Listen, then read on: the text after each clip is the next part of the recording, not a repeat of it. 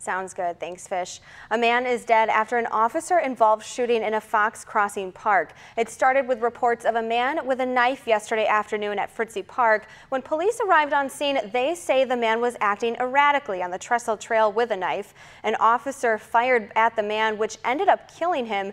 Officers used first aid on scene, but it wasn't enough. The investigation closed down both the park and the trail all afternoon. One person we spoke with said they were shocked because they were just getting ready to ride over the bridge from Fox Crossing to Menasha. Another said they haven't been into the park despite living 2 blocks away since another shooting there in 2015. It just seems like you can't enjoy beauty of Neenah anymore. I don't know if it has anything to do with the gun laws or what, but it sickens me. I'm afraid of my own home. It's an isolated incident as far as we know right now. I think there's no danger to the community at all. Police say no officers were hurt during the incident. The officer who fired on the suspect is now on administrative leave, which is department policy. People on social media expressing not again. The incident brings back tragic memories from 3 years ago this month for many in northeast Wisconsin. On May 3rd, 2015, a gunman opened fire on the Trestle Trail Bridge, killing 3 innocent people. 31-year-old Adam Benthal, 11-year-old Olivia Stoffel, and her father, 33-year-old Jonathan Stoffel, before turning the gun on himself. The 4th person who was shot, Olivia's mother, Erin Stoffel, survived. Officials are investigating what caused a former family restaurant to catch fire in Ledgeview. Multiple departments were called to the 3700 block of Elmview Road yesterday. The structure was being used primarily for storage. Manager from this facility met us on scene and informed us that they had totes with some flammable liquid inside the building, as well as multiple propane tanks in various locations. We could hear one of the propane tanks self-venting when we arrived.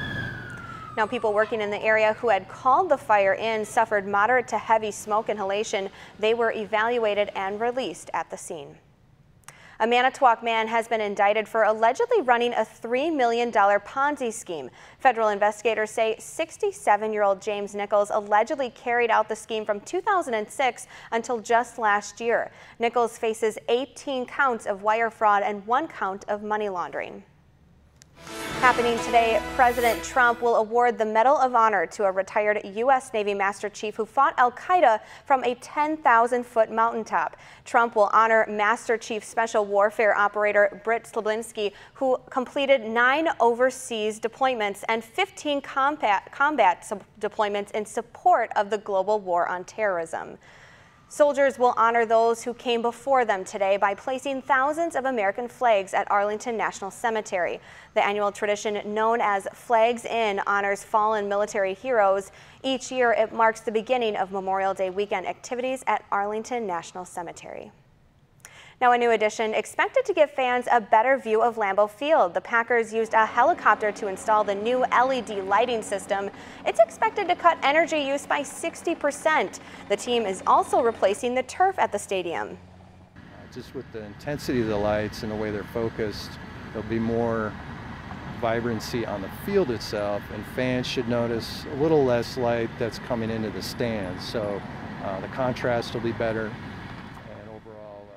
Color and viewing experience will be better. It'll also improve the experience for TV viewers at home and for slow motion replay. Now, the Green Bay Police Department has brought on 5 new canines to their team. This is the largest their canine unit has been since they first started in 1986, going from 1 canine to 7, giving them around-the-clock coverage.